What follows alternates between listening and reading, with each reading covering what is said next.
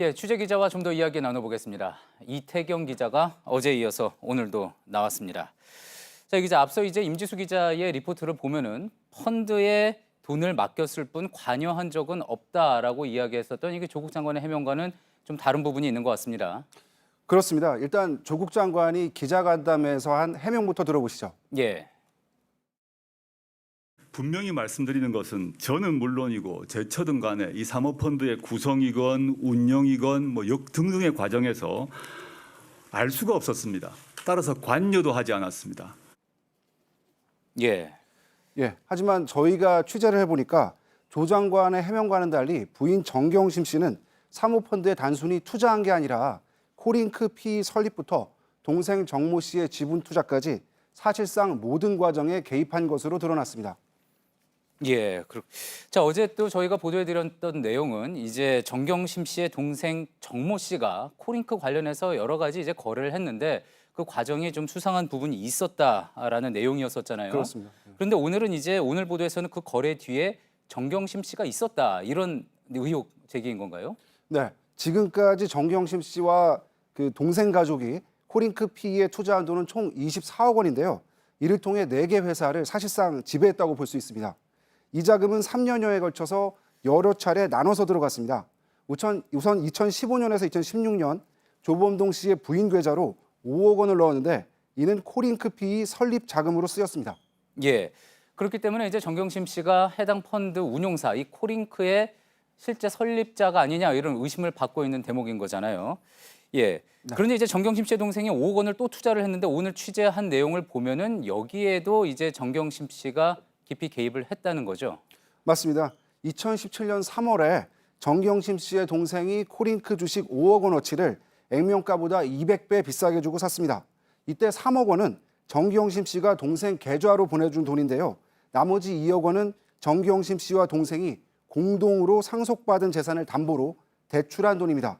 특히 담보대출은 정경심 씨의 자산 관리를 맡았던 증권사 프라이빗 뱅커가 알선해준 것으로 확인됐습니다. 예.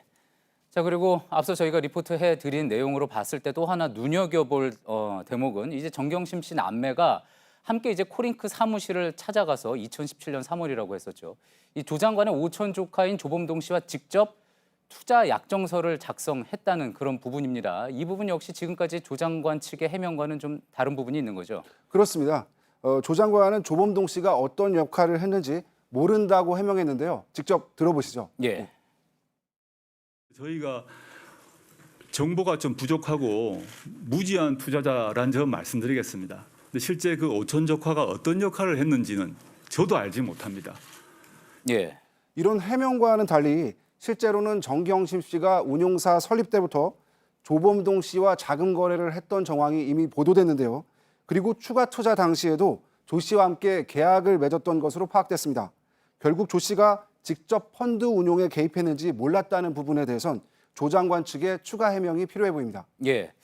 공직에 있기 때문에 직접 투자냐 간접 투자냐 하는 부분이 이제 중요한 문제이지 않겠습니까? 네. 자, 그렇다면 법적인 문제의 소지가 있다 이런 이야기도 나오는데 어떤지 하나하나 좀 짚어볼까요? 핵심은 공직자윤리법과 자본시장법입니다. 우선 정경심 씨가 조범동 씨와 동생 정모 씨를 통해서 지분 투자를 했다면 차명 주식을 보유한 것이기 때문에 공직자윤리법 위반 소지가 있습니다. 직접 투자를 할 경우에 이를 신고해야 하는 책임을 피했기 때문입니다. 물론 이 돈이 동생이 모두 빌린 것이고 이자나 원금까지 다 갚았다면 합법적인 거래로도 볼 수 있는 여지는 있습니다. 예. 자본시장법 위반 여부를 놓고는 의견이 엇갈리는데요. 법을 어긴 거라고 보는 의견은 정 씨가 펀드 투자자인 동시에 운용사 지분 투자자가 되면 블라인드 펀드라는 계약이 깨진다는 주장입니다. 결국 허위로 보고서를 작성해서 금융당국에 알렸다는 겁니다. 반면 사모펀드는 규제가 많지 않기 때문에 투자자가 펀드 회사 설립에 도움을 주거나 회사 운영에 개입했더라도 자본시장법 위반은 아니라는 반론도 있습니다. 예. 잘 들었습니다. 이태경 기자였습니다.